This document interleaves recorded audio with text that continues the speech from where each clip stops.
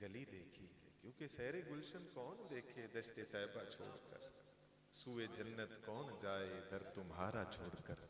ऐसे जलवे पर करूं मैं लाख हूरों को निसार, क्या गरज क्यों जाऊं जन्नत में मदीना छोड़कर। और बेलिकाए यार उनको चैन आ जाता अगर, बार बार आते ना यूं जिब्रील सिदरा छोड़कर। और मर ही जाऊं मैं अगर उस दर से जाऊं दो कदम, क्या बचे बीमार गम कुर्बे मसीहा छोड़कर। और मर के जीते हैं जो उनके दर पे जाते हैं हसन, और जी के मरते हैं जो आते हैं मदीना छोड़कर। आता है गुलाम तो फिर भी मुबारकबादियां मुबारक हो, मगर जो आशिक होता है उसका तो दिल रो रहा होता है। शायर ने कहा ना पूछो कैसे रहमत का खजीना छोड़ आया, मुझे रोने दो कि मैं जन्नत का जीना छोड़ आया।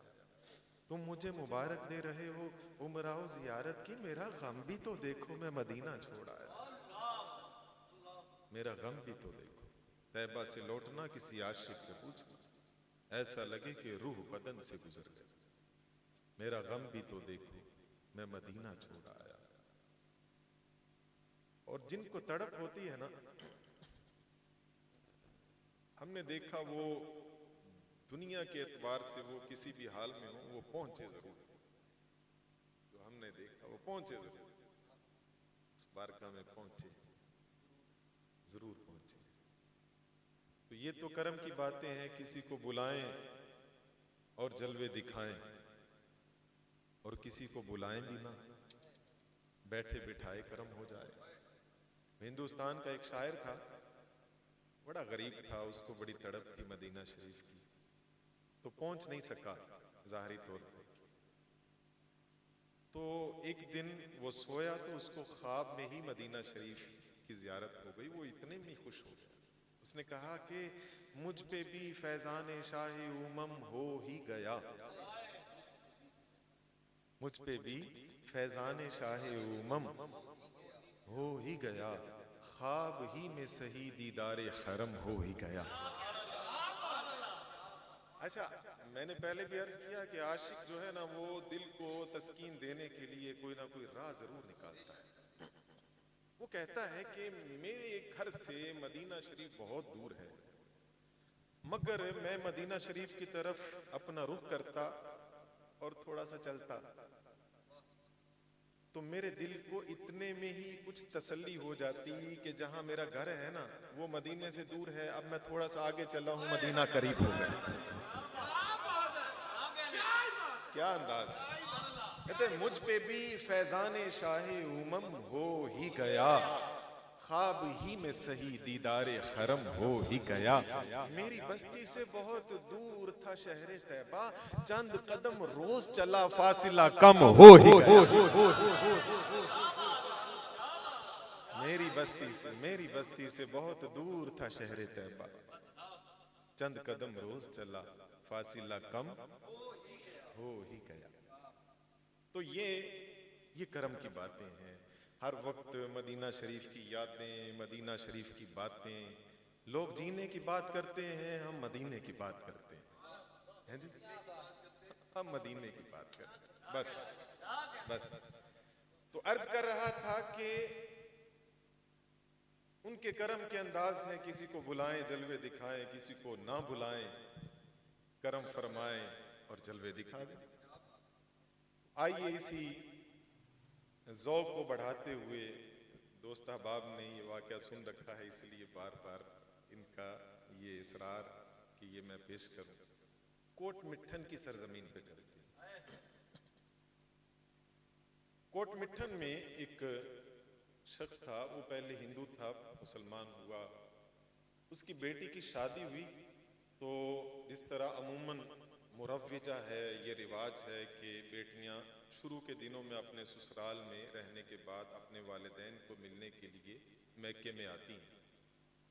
तो उसकी बेटी वालिदैन को मिलने के लिए मैके में आई, तो उसके बाप ने कहा कि बेटी आओ, ख्वाजा गुलाम फरीद रहमतुल्लाह ताला अलैह की बारगाह में चलते हैं, उनसे दुआ करवाएंगे, जिंदगी बड़ी सहल गुजरेगी, घर में सुकून और बरकत होगी।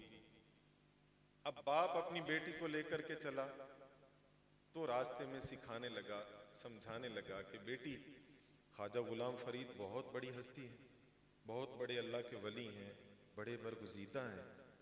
उनके पास जाकर के कोई फजूल गोई, कोई बेबाकी, कोई ऐसी बात नहीं करनी कि जिससे बेअदबी हो।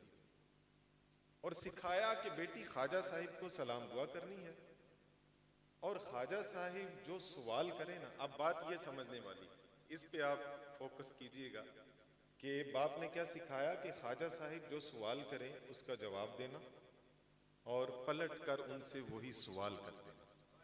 अब वाकई का आपको ज़ौक़ जब भी आएगा जब ये बात जहन में रहेगी कि बाप ने क्या सिखाया कि ख्वाजा साहिब जो सवाल करें उसका जवाब देना है और पलट कर उनसे भी वही सवाल करना।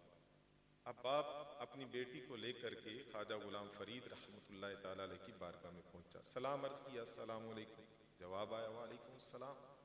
ख्वाजा गुलाम फरीद रहमतुल्लाह ताला अलैह फरमाने लगे, ज़ौक़ के लिए सराइकी के अंदाज में पेश करने की कोशिश करता हूँ कि अड़ी धिया तड़ा की हाल है, यानी बेटी तुम्हारा क्या हाल है।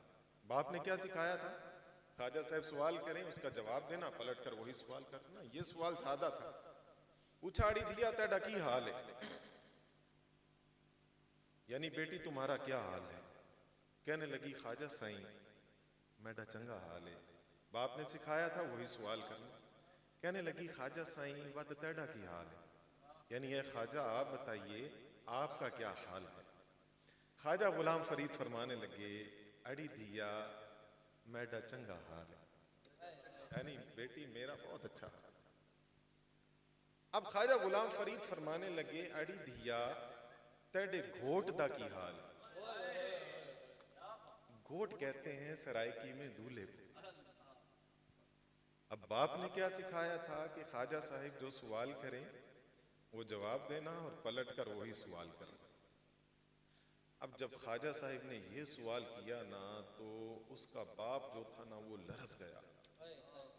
इस बेवकूफ़ को मैंने खुद ही समझाया है, सिखाया है कि ख्वाजा साहिब जो सवाल करें उसका जवाब देना और पलट कर वही सवाल कर देना। ये इतनी कुंद जहन है, इतनी बेअकल है, इसको ये तमीज़ तो है नहीं कि किस सवाल का जवाब देकर आगे से वो सवाल करना भी है कि नहीं करना। ये तो बेअदबी करेगी।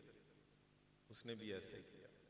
कहने लगी, ख्वाजा साईं मेरे घोट दा चंगा हाल है, वत ख्वाजा साईं तू दस ना तेरे घोट दा की हाल।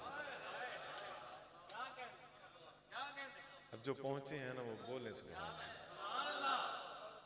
और मैं चाहूंगा कि सबका रुख मदीना शरीफ की तरफ।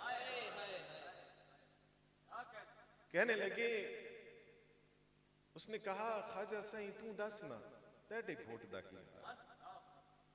ख्वाजा गुलाम फरीद ने जब ये सुना ना, बाप डर रहा है कि इस बेवकूफ़ ने बेअदबी कर दी, सिखाया भी मैंने था, इसने तो गुस्ताखी कर दी। ख्वाजा गुलाम फरीद की आंखें अश्कबार हो गई।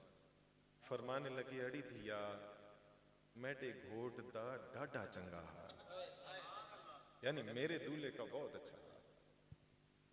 अब उसका बाप तो डर रहा है कि ये इसने बेअदबी की है। अब ख्वाजा गुलाम फरीद फिर फरमाने लगे, अड़ी धिया जद वल मैं को लास है, मैं को अपने घोट नल मलेस है,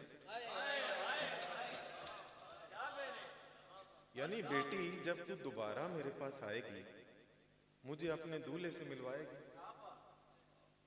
उसका बाप और डर गया।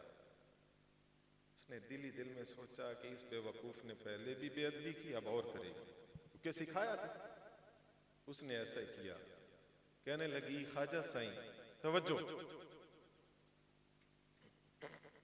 कहने लगी, ख्वाजा साईं जद वल आसाना देखो अपने घोट नल मलेसा, वत ख्वाजा साईं जद मैं आसा तुसा जी मैं को अपने घोट नल मलेसो। जब उस लड़की ने ये सवाल किया ना, तो हजरत ख्वाजा गुलाम फरीद पर वजदानी कैफियत आ गई। गश खा के गिर पड़े, उठे, आंखें अश्कबार हैं। फरमाने लगे, अड़ी धिया पता नहीं तू मैं को अपने घोट नल कदों मलेसा है, आ मैं ते को अपने घोट नल हुण मलेसा।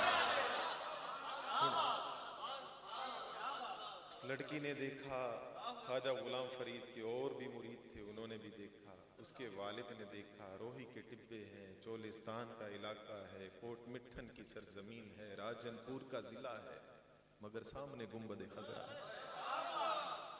ना सिर्फ गुंबद सामने, गुंबद वाला भी सामने, ना सिर्फ मदीना सामने, मदीने वाला भी सामने।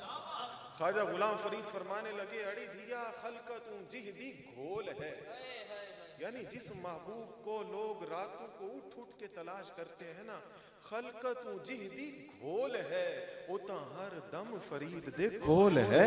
क्योंकि मेरा इश्क भी तू, मेरा यार भी तू, मेरा दीन भी तू, ईमान भी तू, मेरा काबा किबला मस्जिद मिंबर मुसहफ ते कुरान भी तू, मेरे फर्ज फरीजे हज ज़काता सौम सलात अजान भी तू, मेरा बादल बिरखा खिमनियां गाजा बारिश ते बारान भी तू, मेरा मुर्शिद हादी पीर तरीकत शेख हकाइक दान भी तू, मेरी खुशियां दा असबाब भी तू, मेरे सूलां दा सामान भी तू, मेरा दर्द भी तू, दरमान भी तू, मेरा मेहदी कज्जल मुसाग भी तू, मेरा सुर्खी बीड़ा पान भी तू। ये सब कुछ का महबूब के लिए। जब अपनी बारी आई तो कहते ना तक कहतर कम तर ताह कर अदना ला शै ला अमकान भी तू, जे यार फरीद कबूल करे सरकार भी तू सुल्तान। इसको अगर मोहम्मद अली ज़हूरी के लहजे में कहूं तो कहते मैं कुछ भी नहीं, मैं कुछ भी नहीं, जे तेरे नाल मेरी कोई निस्बत नहीं, मैं सब कुछ हाँ जे मैं तेरा सदावा, जे मैं तेरा सदावा। बस बात बिगड़ी उसी दर से बनी देखी है, झोली मंगतों की उसी दर से भरी देखी है, मेरी नजरों में नियाज़ी कोई जचता है, मेरी नजरों में नियाज़ी कोई जचता है। जब से सरकार मदीना की गली देखी, जब से सरकार मदीना की गली देखी है। अल्लाह हम सबको